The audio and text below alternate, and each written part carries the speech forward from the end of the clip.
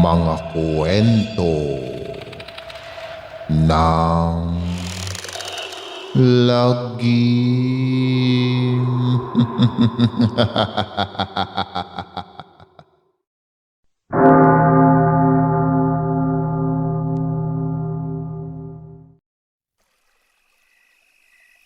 Kamusta na mga giliw naming tagapakinig?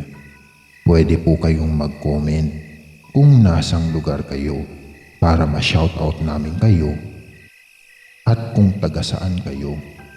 Maraming salamat mga giliw naming tagapakinig. Ang mitolohiyang Pilipino at mga kwentong bayan ay kinabibilangan ng mga salaysay at pamahiin hingil sa mga masalamang tahang mga nilalang at nilikha ng mga Pilipino. Ito'y mga paniniwala na mula sa mga panahon bago dumating ang mga Espanyol at ipinakilala ang Kristiyano. Hanggang ngayon, ang paniniwala sa mga Diyos-Diyosan sa mitolohiyang Pilipino at mga pamahiin ay buhay pa rin sa kulturang Pilipino, lalo na sa mga probinsya. Sa mitolohiyang Pilipino, si Bathala ang itinuturing bilang ang makapangyarihan na Diyos sa buong daigdig. Ang mitolohiyang Pilipino ay binubuo ng mga Diyos, mga hayop, mga mahiwagang nilalang at mga diwata at alagad ng mga dilim. Ito rin ay binuo ng mga panitikan, mga epiko, alamat at kwentong bayan. Ang isang halimaw at isang uri ng nilalang na katahang isip na matatagpuan sa katatakutan, pantasya, kathang isip na pang-agham, tradisyong pambayan, mitolohiya at relihiyon. Kadalasang sinasalarawan ang mga halimaw bilang mapanganib at agresibo at may kakaiba at nakakatakot na itsura na nagdudulot ng kilabot at pangamba. Kadalasang napakapangit nila na labas sa mundong ito at mutanteng hayop o kakaibang nilalang ng iba't iba ang hugis. Subalit, maaari din itong mag-anyong tao tulad ng mga mutante, aswang, espiritu, zombie o kanibal. Ang konsepto ng halimaw ay bago pa ng nakatalang kasaysayan. At ang akademikong pag-aaral ng partikular na pangkailangan paniwala sa ideya ng halimaw ng isang lipunan ay kilala sa katawagang Ingles na monstropy. Lumilitaw ang mga halimaw sa mga panitikan at sa mga pelikula. Kabilang sa mga kilalang halimaw sa piksyon sina Conde Dracula at gayon din ang mga taong lobo, vampira at ang mga aswang. At isa na nga sa mga halimaw na nabanggit ang magiging paksa sa kwentong ito.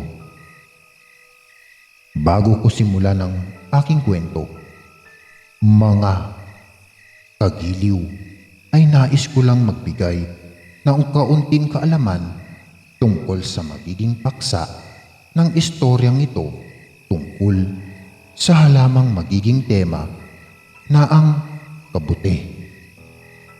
Ang kabute ay isang bahagi ng halamang singaw na kahugis ng nakabukas at nakatayong payong. Ito ay ang nagdadala spore o sporocarp mga butong binhi. Tumutubo ito sa itaas ng lupa o kaya sa pinanggalingan ng pagkain ng halamang singaw. Karaniwang nakakain ng mga ito. Subalit, mayroon ding nakakalason.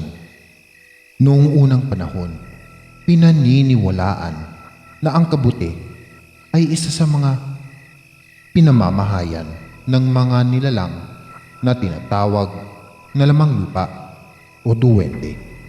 Ngunit wala pang sapat na basihan kung ito ba'y tahanan ng mga duwende.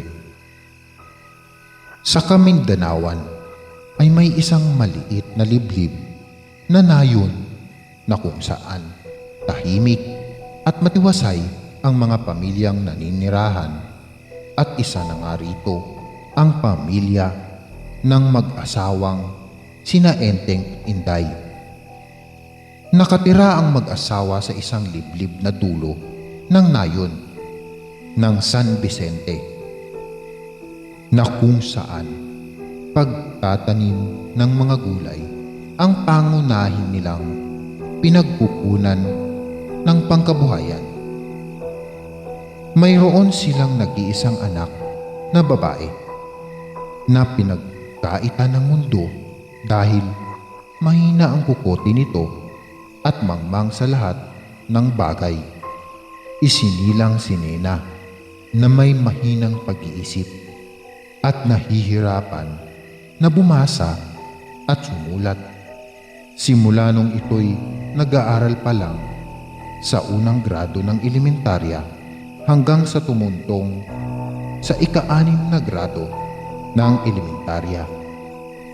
Sa madaling salita ay bobo si Nena, kaya't palagi itong tinutukso ng kanyang mga kaklase. Kumpulan ng panlalait si Nena dahil sa pagiging mahina ng kaisipan at binansagan siyang Nena kabisote. Ngunit gayon paman, kahit na mahina ang kukote ni Nena, ay may mabuti naman itong puso na hindi matatawaran. Ni minsan ay hindi ito nagalit kahit na palagi itong tinutukso ng mga kaklase.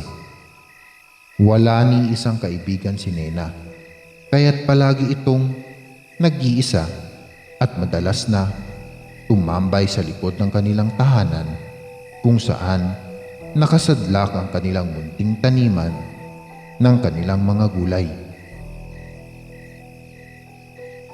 Mayroon silang maliit na kubo sa kanilang taniman na nakatirik sa tabi ng isang malaking puno ng gita na kung saan pinamamahayan ng mga lamang lupa. Hanggang dumating sa punto na nakilala ni Nena ang isang puting duwende na si Elfa, na naging matalik na kaibigan nito. "Nena, bakit ka umiiyak? Binubuli ka na naman ba ng mga kaklase mo? Huwag mo na lang silang pansinin. Kawawa naman ang kaibigan. Kaibigan ko palagi na lang umiiyak." Wika ng kaibigang duwende ni Nena. "Hayaan mo na lang ako, Elfa. Tatawa ako ulit pag napagod na akong umiyak.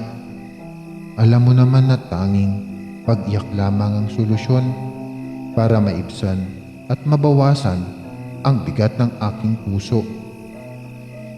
Sanay na rin ako na palaging tinutokso ng mga kaklase ko simula pa nung bata pa ako." Tugon naman ni Nena sa kaibigang duwende. Magsasalita pa sana si Elfa, ngunit biglang tinawag si Nena ng kanyang ina, kaya nagpaalam na ang duwende sa dalagitang si Nena. Naglaho ito ng parang bula sa harapan ni Nena. Nena, bakit dyan ka nag-aaral sa taniman natin ng mga gulay? Pumasok ka na nga dito sa loob ng bahay at tuturan kita dahil wala na akong ginagawa." Malakas na sabi ng ina ni Nena habang nakatayo ito sa tapat ng pintuan sa likod ng kanilang kusina.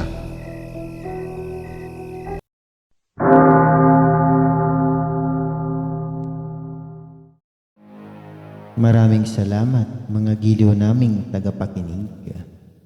Huwag po nating kalimutan mag-subscribe at mag-like ng ating channel para sa mga kwento ng lagi.